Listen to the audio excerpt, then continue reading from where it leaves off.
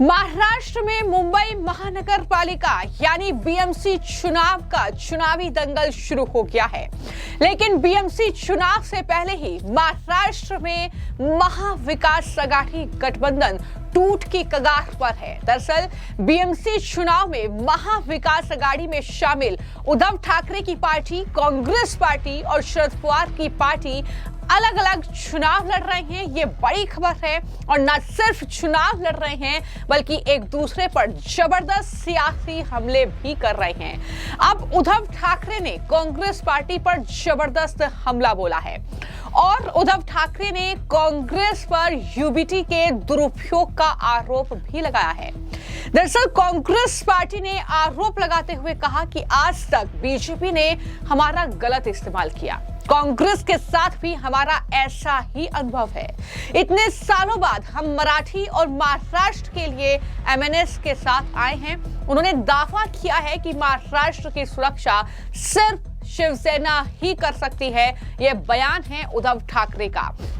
उद्धव ठाकरे शिवसैनिकों के साथ मीटिंग कर रहे थे और वहां पर उद्धव ठाकरे ने यह बड़ा बयान दिया।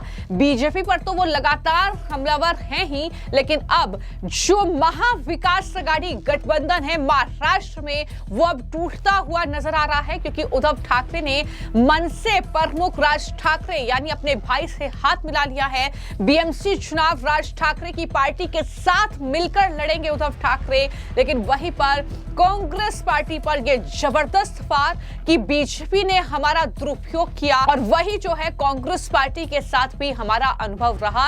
ये बड़ी बातें उद्धव ठाकरे के जरिए कही गई।